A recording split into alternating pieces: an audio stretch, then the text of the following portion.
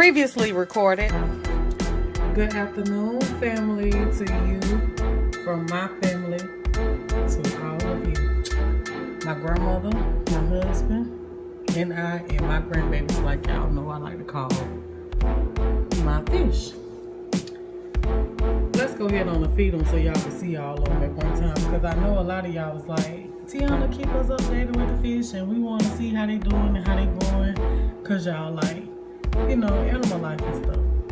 So, for those of you that like animal life, I just wanted to come and bring this video, portion of the video, to y'all, so y'all can see my grandbabies and how big they done got. They go to daddy. Who is that? No, that's the mama. The mama, she's still right there. There she go. That's the mama. The daddy, he probably somewhere over here. He normally hide right there, but oh, there he go in the house. And then the other fish, the one that is in the house as well. All the three that I had, the big ones. And rest of these was their babies. Okay, so we're gonna feed them so y'all can see them. When God bless you with, sometimes God bless you with certain people in your life that you may not want to go, that you may not want to let go. But sometimes you gotta let them go, because those people are there for a season. They're only there for a season, and when their time has expired, it's time for them to go.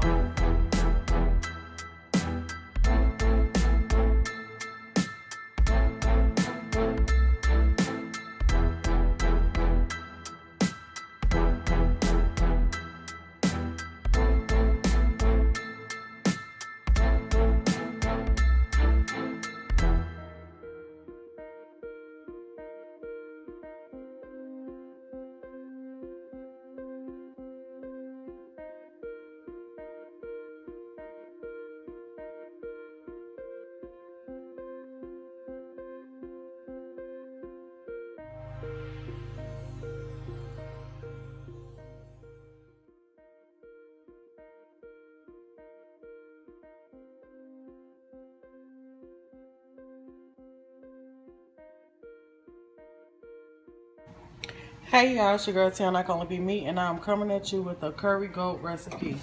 I have already seasoned up my goat. I have let it marinate in the refrigerator overnight. And how I seasoned it was, I have used some curry powder. I used some body curry powder. I've used some seasoned salt, black pepper, little salt, turmeric, garlic powder. I cut up an onion, I cut up a tomato, I add thyme. Okay, so I did all of that, let it marinate in the refrigerator. If you let it marinate overnight, it gives it a better flavor. So now we about to go into the cooking process.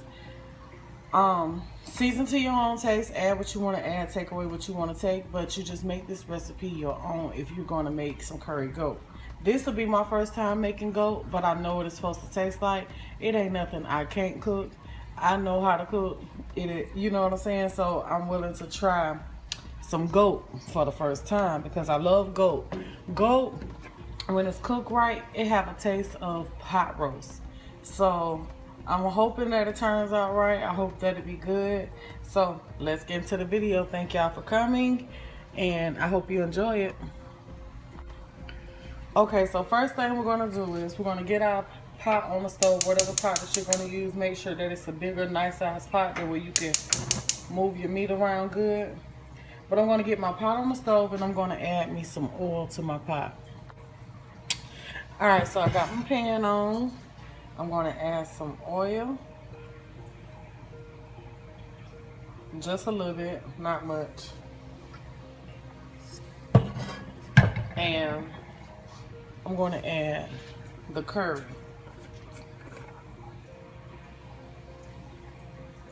I'm going to let my oil heat up real quick. And then I'm adding maybe like 2 to 3 tablespoons of curry. More like 3 tablespoons.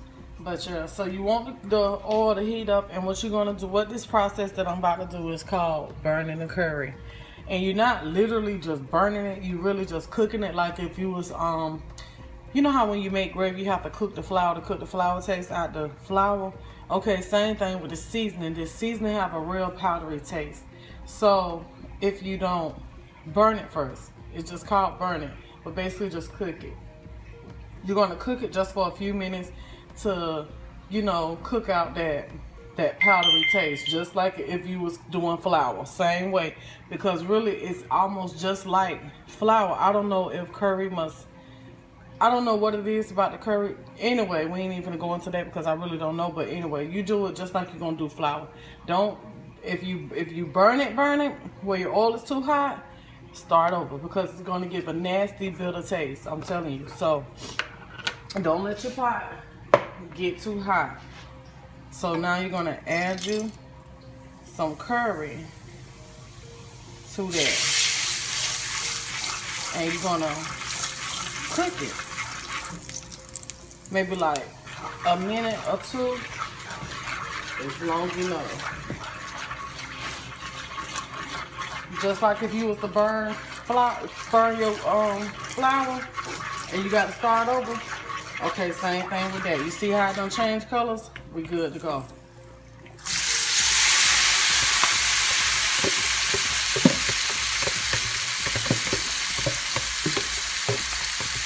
It changed to like a little light brown color. Don't actually burn it. And now we're just gonna toss the goat right in there. Coating it with the curry. Even though you have curry on your meat, you let it marinate in that curry. That's not, but now we amping up that real curry flavor by cooking it in that curry. You see what I'm saying? So by adding more curry. But so what I'm doing is I'm letting this cook, and I'm gonna let it start browning and releasing its juices and all that good stuff. So kind of like keep it up on a medium high. I cook fast, mine's most definitely kind of on a high. But you're gonna start letting this, coating it in that curry, that oil and all that stuff like that, intensifying that flavor.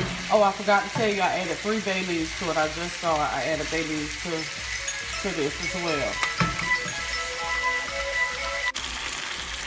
Okay, y'all, so I'm just letting it till brown up. That's all I'm doing. And letting it release the juices and stuff.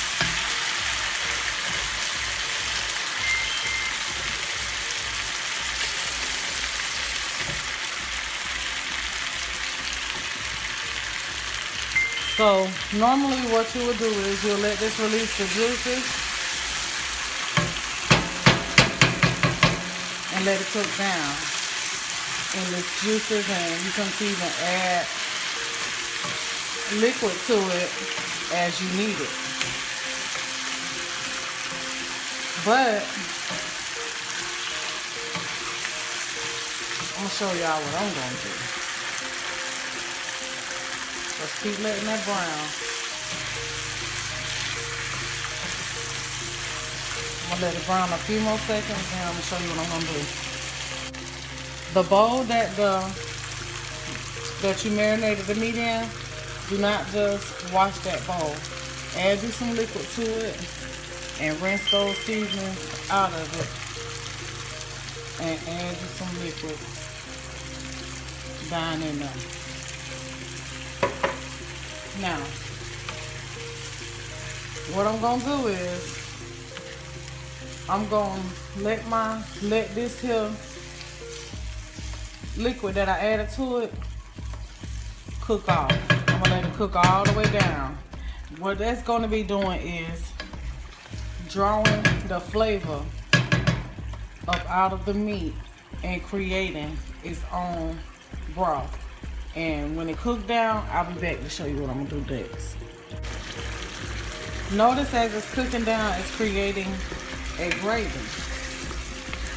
We're gonna let all this liquid cook off before I add any more.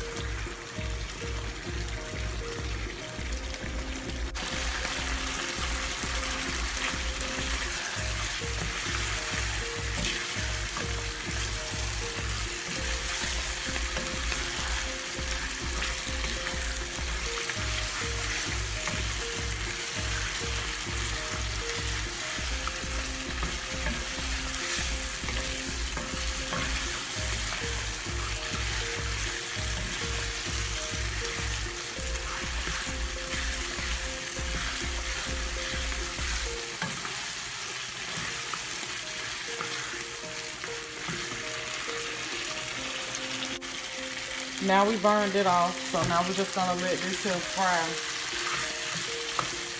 just a little bit more.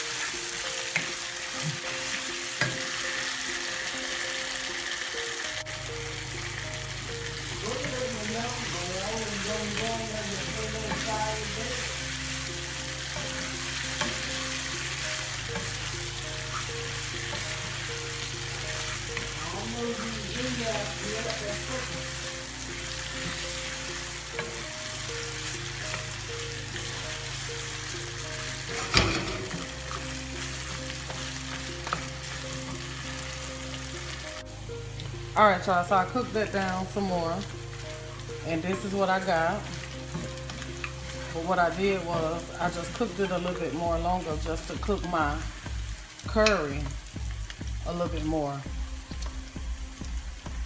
because it still had kind of like a little curry taste.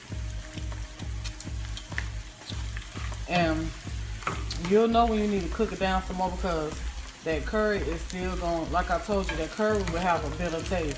So that's why I fried it down like this, just to cook the little curry out. And what made it taste like the curry still even after I cooked it was because when I added the curry, I added just a little bit more than I should have added. So that's all it was. So now I'm adding some warm water to this. And we're going to loosen everything back up, because what it did was it created its own gravy. So now we're about to let everything loosen back up. See that?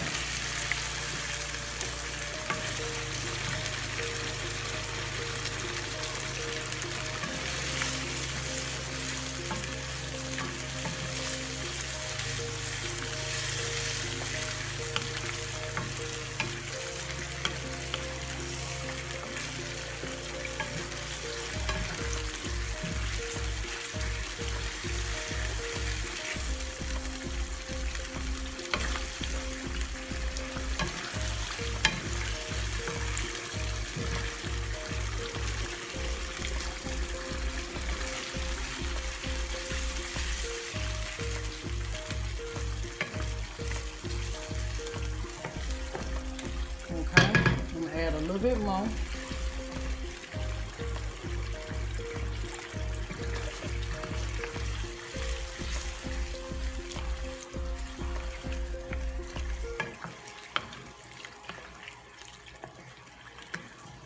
And now I'm about to show you what I'm gonna do next.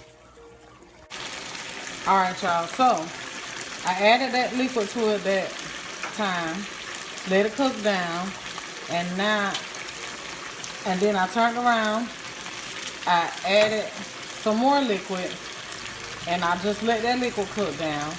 So now I'm cutting up another onion. It'd be good if you have some bell pepper, cut up you some bell pepper in it, but I don't have any more bell pepper, so I'm not gonna cut no bell pepper up in it. And so now I'm about to show you what I'm gonna do as soon as I get this here cut up. So yeah, y'all, I was just cooking that curry taste out because I'm about to do something a little bit different. I mean, it was not the curry taste, but you know, like that little raw taste. It have like a raw curry taste. So I cooked that taste out even further, and now I don't taste it anymore like I did.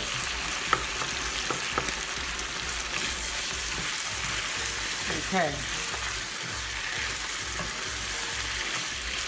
So I cut that onion up in there. So now, this is the third time adding liquid. I'm about to add some more liquid.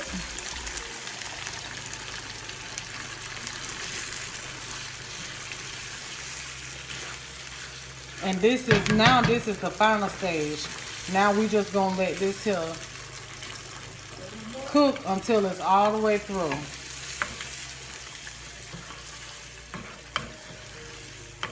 We're not gonna let it burn off anymore. The liquid, we ain't gonna burn it off no more. We just want this cook until it's all the way done. Let it cook in this gravy. until it's nice and tender. So don't ask how long to cook it, because you can't ask that, because your pieces might be bigger than mine, cut up different and stuff like that. Just cook it until it's fork tender. And that's all you got to do from there. If you need to add any more seasoning, then that's on you. But, okay, so now I got enough liquid. I turn my stove off. So now, normally you will finish the cooking process on the stove for about another 2.5 hours maybe.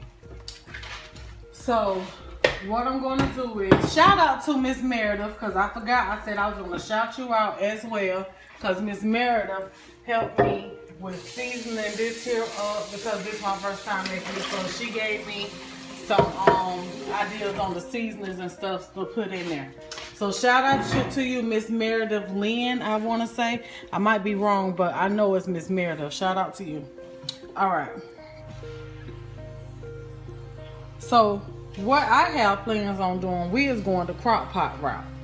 Don't nobody want to stand over no stove all day. I done did most of the work, and I'm finna let the crock pot do the rest of the work.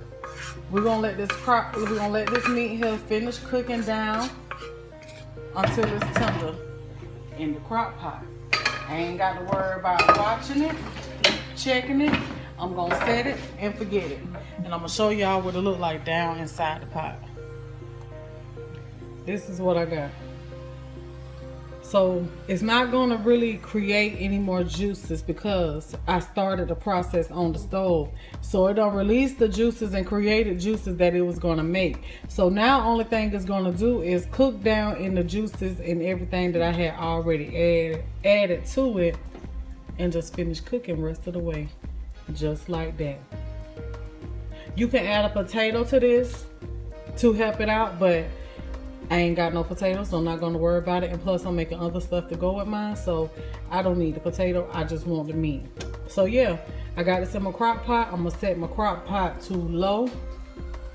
And no, I'm going to set it to high, because it's 1 o'clock now. So I'm going to set it to high and let it cook for until it gets tender. I don't know how long it's going to take in the crock pot. But yeah, y'all, so this is the easier way to make curry goat.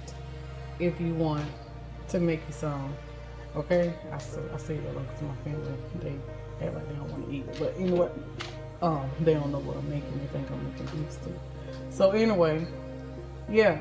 So this is the easier way to do it. That way you don't have to be standing over the stove just constantly stirring all day long. So yeah, throw it in your crock pot. Start it out on the stove. That way you get everything just right, because I feel like if you just do it in the crock pot, it's not going to have as much flavor as doing it the way I just did it. Okay, so we're about to put this in the crock pot and let it go.